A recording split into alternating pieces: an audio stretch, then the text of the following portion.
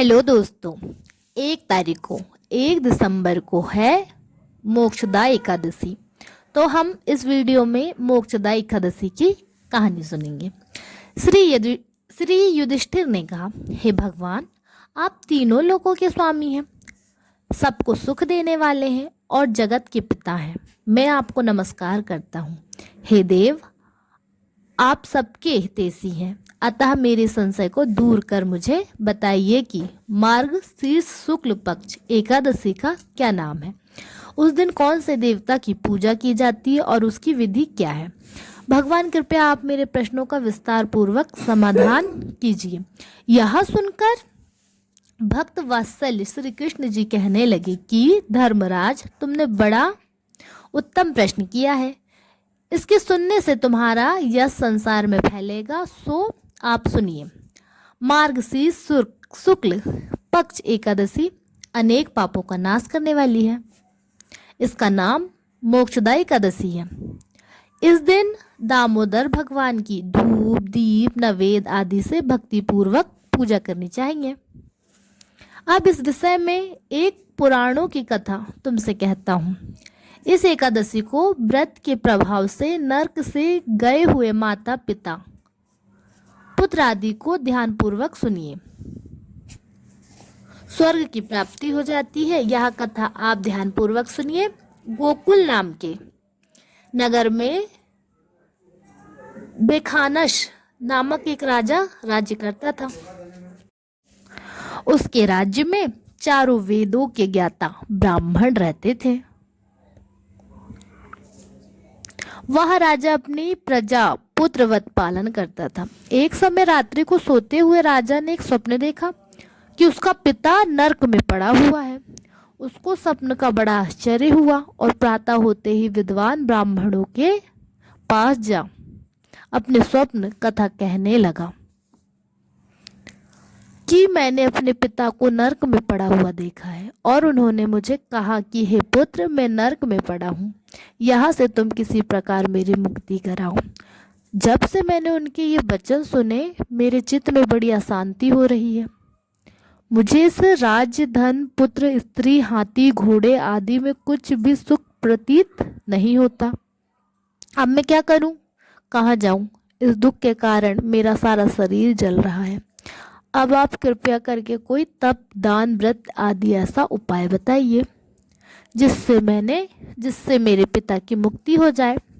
उस पुत्र का जीवन व्यर्थ है जो अपने माता पिता का उद्धार न कर सके।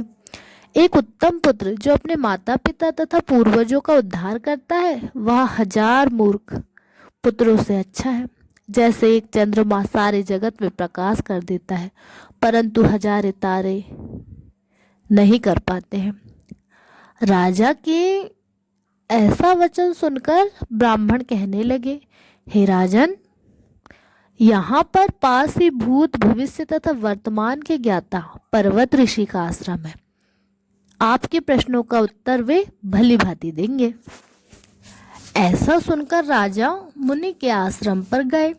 उस आश्रम पे अनेकों शांत चित्त योगी और मुनि तपस्या कर रहे थे। उसी जगह चारों वेदों के ज्ञाता साक्षात ब्रह्मा के समान पर्वत मुनि बैठे थे। राजा ने वहां जाकर उनको साष्टांग प्रणाम किया। पर्वत मुनि ने राजा से सनगोपांग कुशल पूछी। राजा ने कहा कि महाराज, आपकी कृपा से मेरे राज्य में सब कुशल है, परंतु आश्मकता के विघ्न आ गया है, जिससे मेरे चित्त में अत्यंत अशांति हो रही है। ऐसा सुनकर पर्वत मुनि ने एक क्षण के लिए अपनी आंखें बंद की और बहुत विचारने लगे। फिर बोले कि राजन, मैंने योग के बल से तुम्हारे पिता के सब कुकर्म को जान लिया है। उन्होंने पूर्व जन्म में कमातुर होकर एक पत्नी को रति दी, परंतु सौत के कहने पर दूसरी पत्नी को ऋतुदान मांगने पर भी नहीं दिया। उसी पाप कर्म के फल से तुम्हारे पिता को नरक जाना पड़ा। तब राजा बोला कि महात्मन, मेरे पिता के उद्धार के निमित्त कोई उपाय बताइए।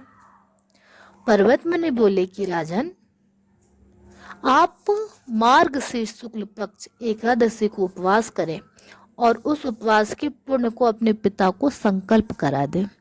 उस एकादशी के पुण्य के प्रभाव से अवश्य ही आपके पिता की मुक्ति होगी। मुनि के वचन को सुनकर राजा अपने महल में आया और कुटुंब सहित इस मोक्षदा एकादशी का व्रत किया।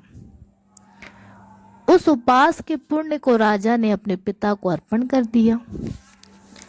उस पुण्य के प्रभाव से राजा के पिता को मुक्ति मिल गई और स्वर्ग में जाते हुए अपने पुत्रों से कहने लगे कि हे पुत्र, तेरा कल्याण हो। यह कहकर स्वर्ग चले गए। मार्गशीर्ष मास के शुक्ल पक्ष की इस मोक्षदा एकादशी का जो व्रत करते हैं उनके समस्त पाप नष्ट हो जाते हैं और अंत में स्वर्ग लोक को जाते हैं। इस व्रत से बढ़कर मोक्ष देने वाला और कोई व्रत नहीं। इस कथा को पढ़ने या सुनने से वाजपेयी यज्ञ का फल मिलता है। यह व्रत मोक्ष देने वाला तथा चिंतामणि के समान सब कामनाएं पूरी करने वाला है।